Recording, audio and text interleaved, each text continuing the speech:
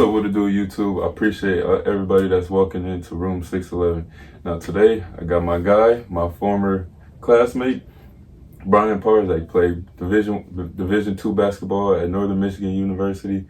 And he came to step on the pod, so appreciate you walking in, bro. No problem. Thanks for having me. So before we get to, basketball and y'all bringing all that stuff, a little birdie told me to ask you about when you told no to your mom and what your dad did to you. So what happened? You know what I'm talking about? I ain't gonna throw out who said it, but I'll throw out a name. The AB. Yeah, he told me. AB told me. This was the first and last time I ever cussed at my mom. It was I think in like 6th, 7th grade. I was in the kitchen. Mom, she was on some BS that day, and my dad was upstairs. I told her to shut up, and all of a sudden I hear my dad come down the stairs, grabs me by my shirt like this, and just slapped the shit out of me. So that was the last time I ever swore at my mom. So it was a good learning lesson never to do that again. Yeah, never again. Yeah. Oh, that's cool. How is your relationship with your mom and dad though? Since we on the topic. Good. My mom, she's probably my best friend in life. Mm-hmm. I've been really close with her, and then my dad too. He's just been so supportive over the years, and he, just as a parent, as an athlete, I'm sure you understand that. Just the sacrifices, they have to go through, and putting money down, make sure you make it to your travel tournaments, all that kind of stuff. So really, just grateful for them, and having a really good relationship was super important growing up, because obviously I wouldn't be in the position I am, today without them. So yeah. They're a huge part of my life. No, for sure. My mom and dad, especially my dad, he put a lot of sacrifice taking me to tournaments and taking me to make sure I go travel with my 707 team and making sure that I got to camps and everything. Whatever I asked for or needed, he made sure that he did, and he messed up, not messed up, I wouldn't say messed up, but he some of my siblings took the short end of the stick just because he made sure that I could live out my dreams and aspirations. Yeah, especially too, I feel like when we were kids, we just think that all they're doing is just putting down, money so you can play, and that as a kid, you don't really think about how much, the travel, hotel rooms, all that kind of stuff goes into it. So not looking back at it, obviously super thankful that I did have two really, good and important people in my life that were able to, help me out and, put down effort on what I love. So that was big. Yeah. So, do you have any siblings? Only child. You the only child? Yeah. Oh, so you got everything then. Somewhat, yeah. Yeah. So what? At the same time, I always made sure I didn't, ask for too much, and just be thankful, because even if I'm only child, still thankful and grateful for everything that came my way. So, but I would say more so as my relatives kind of spoiled me instead of my mom and dad just being the only child. So yeah, it was all good. Okay, so I met you when I was in 7th grade. You was in 6th grade at Longfellow Middle School in Wauwatosa, Wisconsin. When I seen you, I didn't know who you were, nothing like that. I would see you play basketball on the outside, during recess and all that stuff. No, actually, because it was my class. Classes were broken up. Yeah. So I didn't see you, but I did see you when during basketball time, the season. I would stay behind all that stuff because whatever. I would ask my mom to make sure that I can stay to watch the games or whatever, and if I'm not mistaken, it'll be 6th, 7th, 8th grade and all that stuff. Okay, so when I see him, this little dude is nice. Left hand dude, gets any shot that he won't get to wherever you want on the court. I'm how? Who is he? Because I never even heard of you and all that stuff. So just touch on your middle school experience playing basketball, and how did you get into playing basketball? Well, my mom's side of the family was a really big basketball family. My mom was a really good player when she played high school. And then really I think the biggest thing for me growing up is I had a really good role model in my cousin, Brady Ellingson. He went to Sussex Hamilton. He all-time leading scorer there, played 4 years at Iowa, 1 year at Drake. So really kind of just looking at him in the way, not even how he played, just the way he kind of carried himself, and just being, a a really good player and a really good person off the court. That was a super good role model for me to follow growing up, and then always just kind of being competitive. So with my cousins, I couldn't stand if a family member, someone else said that one of my cousins was better than me. So just being super competitive and always having like a really good support system there. That really helped and made me just fall in love with the game, because I feel like once you fall in love with something, it's super easy. Super easy, comes natural. So kind of got lucky there, but yeah. That's cool. Did you ever do any workouts with your cousin Brady Ellington? Nah, cause he, like I said, he was probably like 8 years older than me. So He probably wasn't ready at the time. Yeah, he was doing a lot more advanced stuff than I was at 6th grade, but still just being able to watch him and seeing that firsthand, it was really good for me growing up. So that's cool. So, okay, so we gonna transition to your high school journey, because it was like towards the end, it was a little different. Like, it was a little different just because we were into COVID and knowing that everybody went through a lot of stuff during 2020. Some homes were probably better than others, and some schools probably better than some schools probably didn't even play. Yeah. So just talk about what your time was like in high school, and tell me how it was towards the end of 2021, because you guys ended with a state championship. What was that road like, and was it easy? How did you work out? What was going on? Well, start from the beginning. As a freshman, we had 2 freshmen on varsity. It was me and John Lovelace. We were pretty talented freshman year. Just couldn't put wins together, and we had a lot of seniors on that team. So then coming in sophomore year, lost all the seniors. We were starting 4 sophomores and a junior. In the GMC, obviously, basketball in GMC, it's tough. Easy. It's tough. So 4 sophomores in the GMC, you're gonna get your ass kicked, which we did sophomore year. And then junior year, I thought we were actually gonna be really solid. We had that experience. Same guys returning. Now we got Leon who was a sophomore, who had a year under his belt. Yeah, who's at Virginia right now. So we thought we were gonna be really good, and just we didn't really click, which was pretty unfortunate. And I think we had a 500 season, which was one of the better ones we had at East for 3-4 years, but obviously not where we want to be. And then heading into the COVID year, we lost. John transferred to Brown Deer. Yeah, he did. So that was a big loss. Obviously, he was a top 10 guy in the state. So anytime a team really loses that, you'd think we'd kind of crumble, go into shambles, but stuck together. I mean, had the same group since freshman year. So, and then put it all together, won a state championship, and like I said, like you mentioned before, was glad to even play, because we were out there playing in Mass. We were worried, down the stretch if we got COVID. One of our guys had to sit out, miss time because of quarantine and all that stuff, but just really grateful and thankful that we got to play that senior year, because it was one of the probably best stretches or years in my life. Just from where we started, keeping pretty much the same group, same guys, grew up together, and then to say you won a state championship with some of your best friends is something you're going to remember for the rest of your life. So I mean, that was an awesome experience. That's okay. But just, I was listening to you talk. You guys were together for a while. Yeah. So like what happened junior, senior? Was it like the other teams just more experienced? Because like you mentioned, the GMC is hard to play in. Yeah. But like, were other teams more experienced, or you guys wasn't together off the court? I'd say junior year, I think we just ran into the problem of there's only one basketball, because you have so many talented guys, and it is kind of hard to click in such a short time frame of the season, 3 months of kind of understanding and like defining your role. And again, there is only one basketball. And we had, our team, Leon, who's at Virginia right now, and John, who's at Youngstown State right now, just had an incredible year this past year. Me, who's at a D2. We had Alex Singleton, who's at a D3. Jay Hinson, who was going to play NAIA.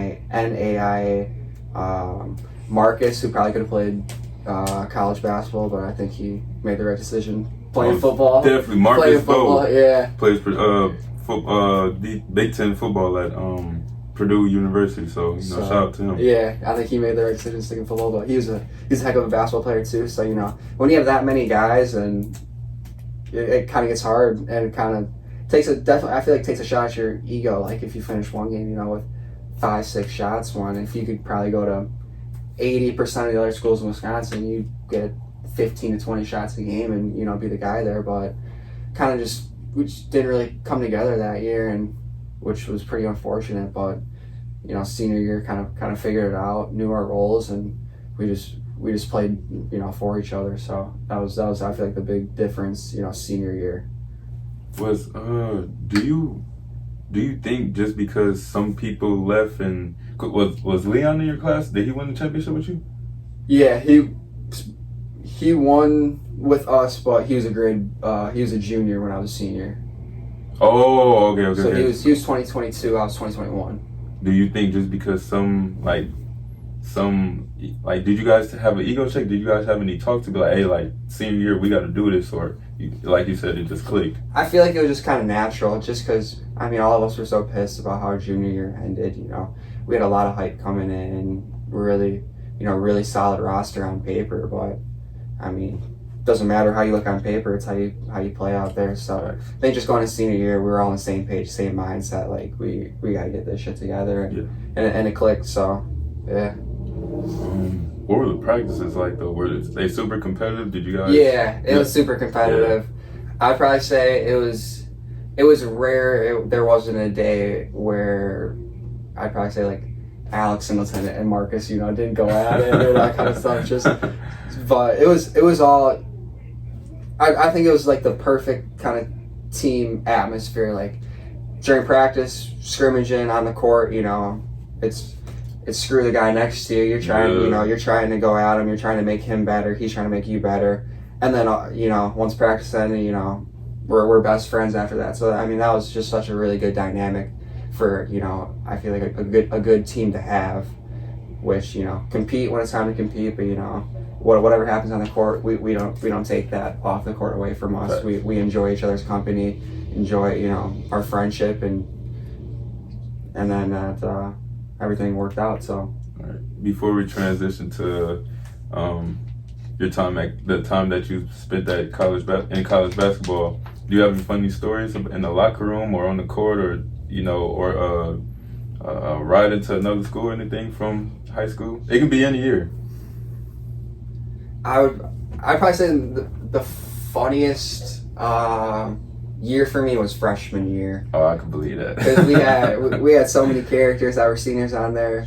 We had Sean Hunter, Amir, Amir. Carl.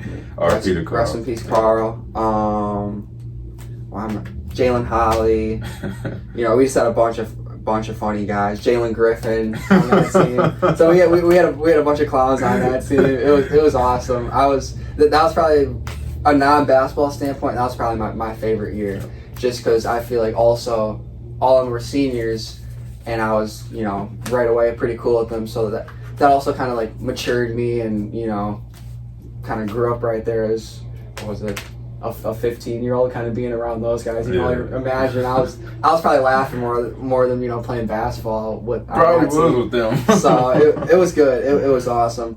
And then I'd say senior year was also, I can't think of anything right now, but just the group of guys we had and how close we were. We made the most out of every situation, and it was always a good time being around them, especially when you've been with a group since 4th, 5th, 6th grade. Yeah.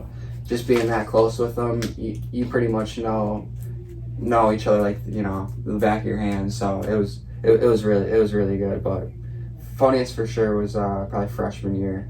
That's cool. I can believe that. I had a lot of funny moments my freshman year too, especially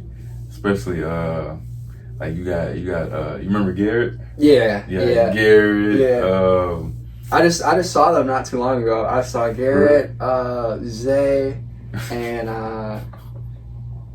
Jossie. I saw those three. I saw for like 10 minutes. I just started laughing the whole 10 minutes. I think the first thing that was said to me was, Johnny.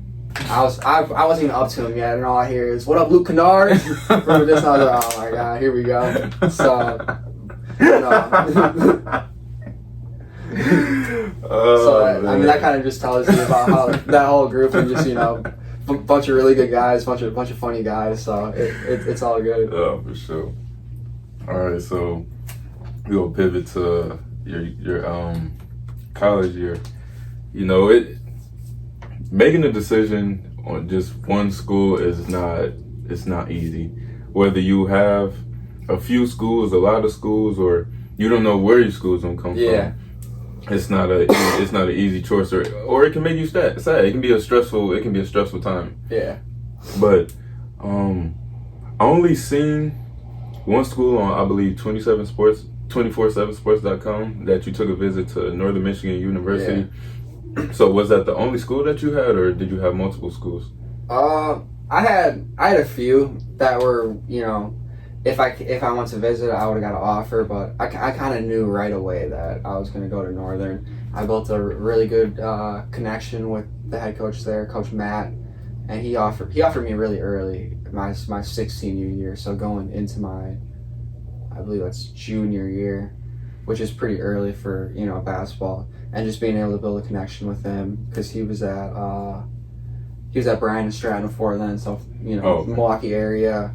Kind of knew it, and I, somewhat close to home, just a little under 5 hours, and I kind of knew that was where I was gonna go, unless, like a solid D1 came along. Mm-hmm. But as far as D2 wise, I think that was my definitely top choice, and I didn't really care to really reach out to other coaches or. Mm-hmm. Because I knew and too, I feel like in the recruiting process, no, you don't want to waste your time, or you don't want to waste coaches' time. Yeah. So once I kind of knew that, I kind of just focused on Northern Michigan and what I could do, be impactful there. So that made a pretty easy decision. Just to name a few schools that that you could have had, who would they be? That I was talking to at the time. Yeah. I was talking to Michigan Tech. I was talking to Bemidji State. Wofford came and saw me work out.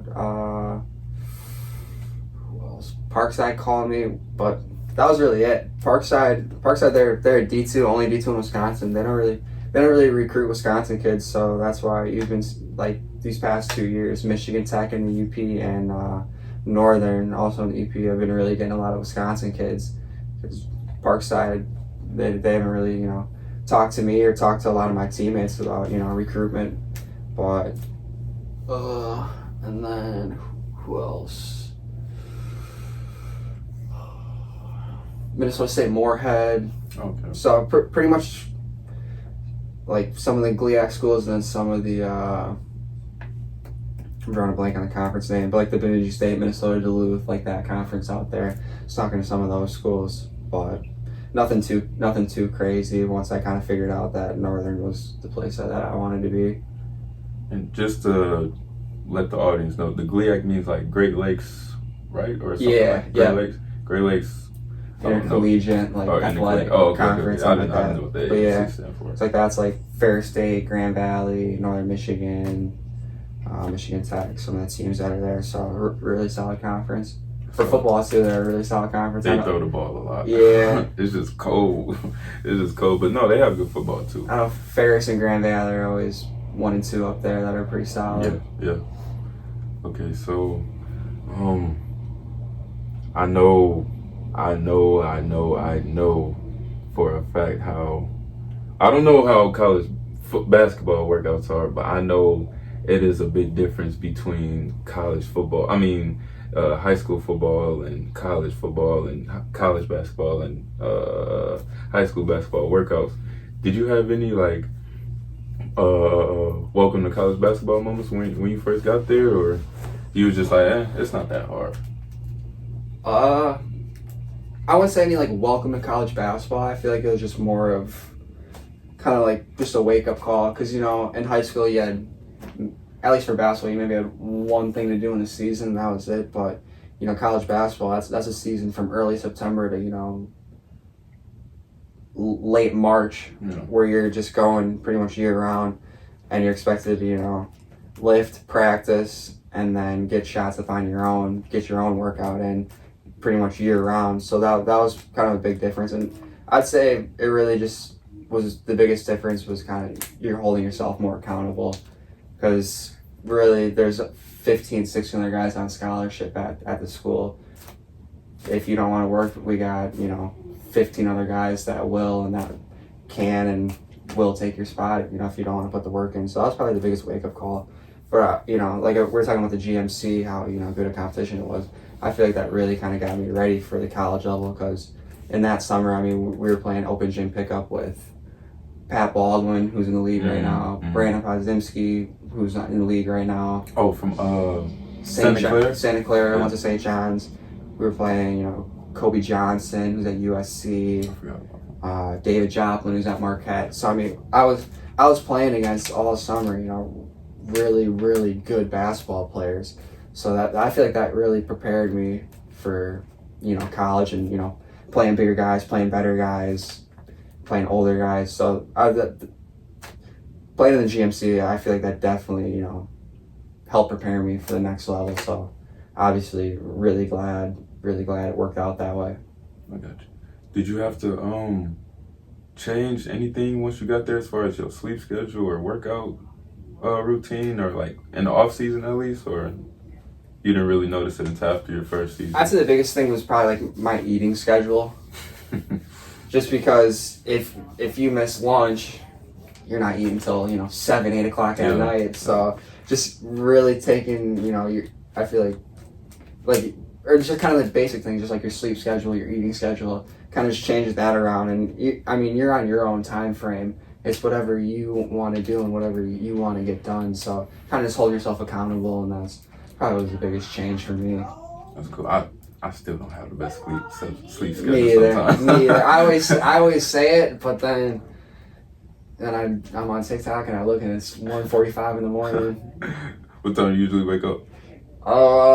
This summer when I was living up there, I usually try to get to bed around like 1 o'clock, and then probably wake up like 9 to go get a workout in. That's solid. So.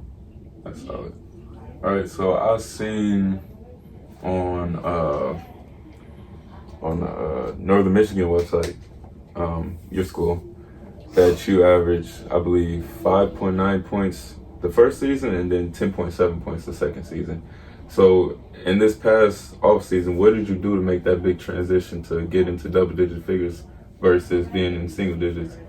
Kind of just learning from your year one mistakes, because after year one you get so my freshman year, like I said, I averaged like 6 games, was playing like 20-21 minutes a game. So kind of getting that firsthand, and then really seeing like what you need to work on, what you don't need to do. So that really helped me going into that next summer, and then all last summer working out with my trainer on just pretty much what I need to work on, which was being able to knock down a catch and shoot 3, make sure my footwork's right, being able to finish at the rim, because you're going against 6'9", 6'10" guys now instead of 6'3", 6'4" big guys. So just being able to finish at the rim, and then that was pretty much my biggest jump from year 1 to year 2, and it showed early. Like I got hurt right before Christmas break, and with that, right before Christmas break, I was actually like 16 a game. 16, 4-4. Then I got hurt, so missed about 2-3 months, and then came back on like a 70% knee. But I would say really just my catch and shoot, I'd say, and finishing at the rim was the biggest difference, because I was used to, in high school, kind of just going to the rim, throwing it up there, and either getting a foul call or something like that, and that doesn't fly at the college level. So you actually had to be pretty crafty and pretty creative on finishing, how to finish, where to finish, and that kind of stuff. And that was the biggest jump from year 1 to year 2 for sure. That's cool. I know. Oh, I seen you had a few. I seen you had a 30-point game, and I think like 2 or 3 22-point games. type of zone was you in those games, and how did that make you feel once the game was done? Like, and are you thinking about that in the moment? Like damn, like I'm in that fucking mode, or are you like just take it easy, like one shot at a time, 1 point at a time? Probably in that mode, because like if people have seen me play, you know, I'm a really like energetic, just like in your face kind of player, and I've been that since for a pretty young age. Because I mean, at the college level too, like I'm a 6 foot, 165 pound, you know, guard. I'm not the quickest, fastest, most athletic, obviously not strongest. So you just kind of got to stand out and really stand out and show something that, you know, no one else has. And I just think, you know, just being a dog and, you know, doing things that other guys don't want to do just to make you stand out really helps. But like, I'd probably say just in that mode, like, he can't guard me, or just kind of just like that. You saying that to him, like, you can't fucking guard me, bro? Or you just like you'll give him a look? Or depends on the matchup. Depends on who I'm cooking. But I'd probably say it's big for me. I feel like the biggest thing to start games is if I make my first shot. I'd say, especially a three. If I make my first three and, you know, start playing with a lot of confidence, then I feel like it's going to be a good night. But like at the same time, you know, I miss the first couple ones. How can I, you know, make my teammates better, become a pass first point guard, get them in spots where they can score and, you know, they can have 20, 30 points. So I'd really say kind of coming out of games where I was really successful that first half year, I kind of had that like pass first mentality. So now they got to respect me as a passer. So that's when now they go under a ball screen, I can hit a three, or they're worried about a pass, so I can easily get to the rim. And that kind of just opened up my game a whole lot more. And that's when I was starting to, you know, play better basketball. Just having that kind of pass first mentality. And then when that comes to scoring, will come too. And not worrying about points, because if I just, you know, played my game during that time, you know, 10, 12, 14 points would easily come. So, yeah. Right, so we're going to touch, because, well, you mentioned your knee, so we touch on that a little bit. What type of knee injury did you have, and how was rehab? Because, I mean, I never had no huge injury as far as in college or anything. Yeah. I never had no injury. I was just, like, banged up a little bit, but everybody's banged up throughout the season. But how was rehab? Because that shit is fucking annoying. It's like, you know you got to do it. It's like, bro, I don't feel like doing this. So we were playing last game before Christmas break, second half, non-contact. I thought I tore my ACL at first. So, oh shit. Yeah, but it was a bone bruise in my knee. So once I heard that, I was a little, you know, relieved, because one of my teammates and best friends up there, Sam Schultz, he had the same thing in his knee. First game of the season, took him like 5-6 weeks to come back, and it was solid. But mine, I was out 9-10 weeks with that. And rehab it kind of sucked, because with an ACL or something, like, you kind of know the path to take for rehab. With a bone bruise, it's just when that, you know, bruise goes away. It's like a sprained ankle. It's not like you can really do anything to rehab that, besides just, you know, a few things that they show you and kind of do on your own. So rehab sucked, and I was out 2.5 months. So that hurt too, because the previous weekend before I got hurt, we were really clicking and really playing good basketball. We swept the two of the top teams in the league and just playing really good basketball. So that sucked.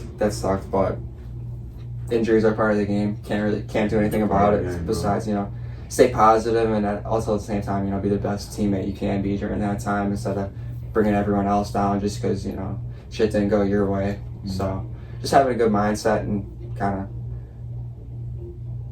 just being positive during rehab, which is hard, but, you know, I got great teammates and great coaches, so they definitely helped me through that. That's good. So you going into your third season, right? Yeah. Okay, so you're going into the third season. Do you have any team goals or personal goals for this upcoming season? Anything that you like? I want to average this much, and I want to get my teammates involved this much, meaning assists and rebounds, or? Yeah.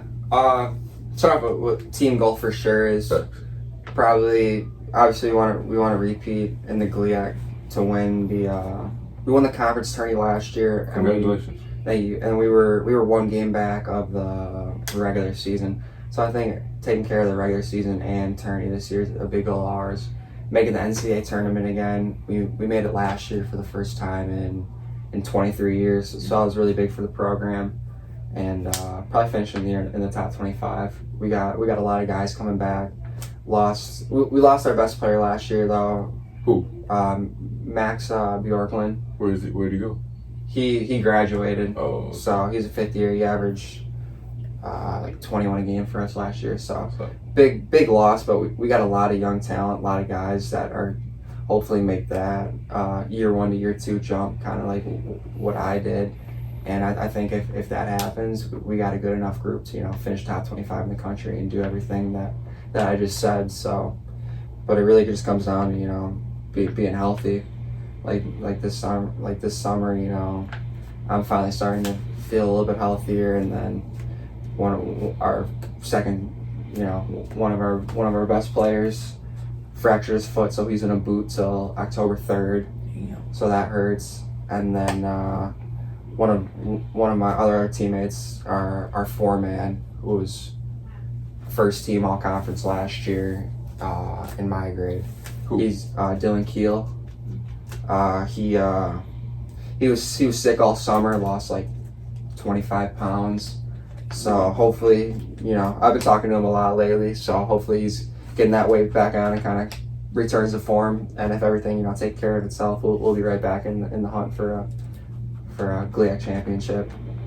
And then personal goals, first team all conference. I felt like if I didn't get hurt last year, that definitely would have happened.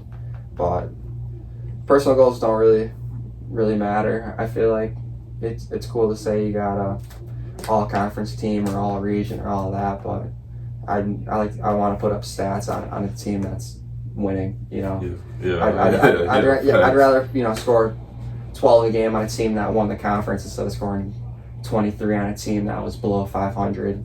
So and the thing with our team next year is we legit got 4, 5, 6 guys that can make a case for first team all conference. So really, I feel like, and that's where I think our group is good enough where you can see egos come into play. But you got 4, 5, 6 guys that can be first team all conference. Play together. It could be any guy that scores 20, 30 points a game that night and just be happy, be the best teammate for him, and just know in 2, 3 games your 20, 30 point game will come. You just gotta be patient and be supportive of the guys you're playing with. So. all right. Before we swing over to the before a few quick hitters, there's going to be a lot of kids this upcoming fall that's going to be in the same position that you were in a few years ago as far as high school, and then college basketball. Do you have any advice to give to them, and do you have any regrets? Yeah, I would say your freshman year of college, maybe you can relate to this. It's a big roller coaster, just big up and down, because coming from high school, chances are you were the man, kind of you were that guy, and you get to college, it's a pretty big wake up call of like I said earlier, there's 14, 15 guys on the team that are on scholarship that were the guy at their high school. So you just got to compete and just make the most of it. Never go into a practice or never go into a day with a bad attitude, because one thing I learned from my coach is a bad attitude sticks out more than a good day. No, it really do. It really do. I know, on our team, well, when I was in JUCO, it's it's a lot of cats that's not gonna be that might have to get checked and all that stuff here and there, but once you see that, it's it just ruined everybody else. Yeah, it just spread across. It's contagious. It's contagious super for contagious. sure. That's a great word to use. So yeah, so that kind of stuck with me, and just coming in every day, being the best person and teammate I can be, and shots aren't, you're not gonna make every single shot. Yeah, so you off days happen. You're gonna have a bad day, but are you gonna bring everyone else with your bad day, or are you gonna take some charges? Are you gonna have 6 assists, no turnovers on the day, just that kind of stuff. Just impacting, you know, the game and the practice and the flow just any way you can in a positive way. Because, you know, especially teammate wise, no one likes a teammate with a bad attitude. So no one likes that. Yeah.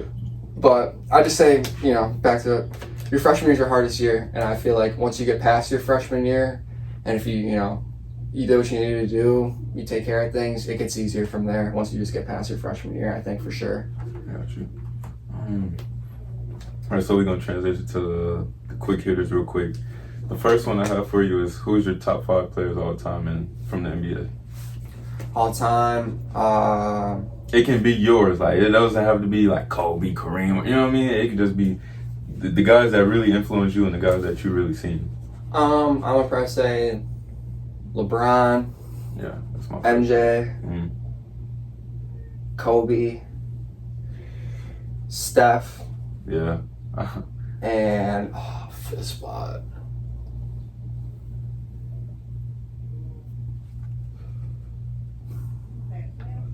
I'm just gonna say it because my mom was a really big fan of his, but Larry Bird. I like Larry Bird. I would say mine would have to be LeBron. I would say Jordan, just because you gotta give it to Jordan. And when I watched The Last Dance, that really opened up my eyes. Yeah. I love Kobe. Jason Tatum's in my top 5, but like my top 5. Yeah. So, then probably say Steph.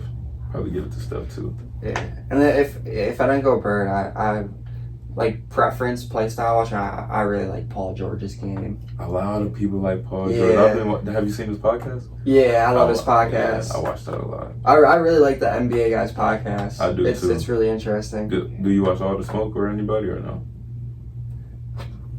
Once in a while. I feel like theirs is cool. Theirs is not bad, but I really do like Paul George. Yeah, he has a really good one. It's everybody's involved. Because I feel like it's a genuine podcast. Yeah. It's not just there where we're reading 6 questions off the list. It's just like a genuine conversation with some of the best athletes in the world. So that's pretty dope. Okay, then if you could wear any shoe for the rest of your life, what would it be like? It can be like, but as far as, okay, I'm just wearing Yeezy 700, so I'm wearing Yeezy 300 just for the, you know what I mean? Like, because mine would be just like all Jordan 3s. I could wear that shoe for the rest of my life. Also, I'm pretty basic when it comes to just like style shoes, but I'll go basketball shoe, probably the PG4s. PG4s. I'll wear those.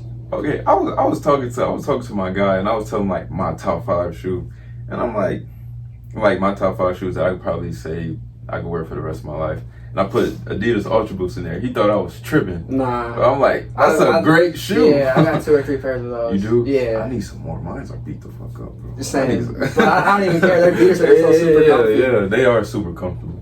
And then for the last one, if you could go on a road trip with your 5 celebrities that you look up to, it could be actors, NBA players, or a celebrity crush, whatever, like who would they be?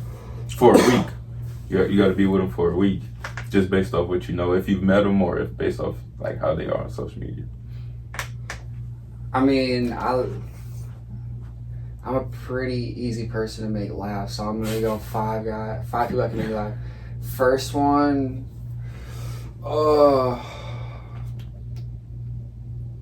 probably Kevin Hart would be the first one that comes on. Who else? I'm trying to throw some wild names out there. You ever seen Roast Me? No, what the fuck is that? You know who Boo Capone is? No, I don't know who that is. Alright, Boo Capone. Zendaya. Forget the laughing, Zendaya. Again, forget the laughing, Megan Fox. Transformers. I know what you're talking about, yeah. And then, still only. Let's throw out Marcus Bowe. Okay. Make sure y'all like, comment, subscribe. I'm gonna drop this video this week and tune in to the next video.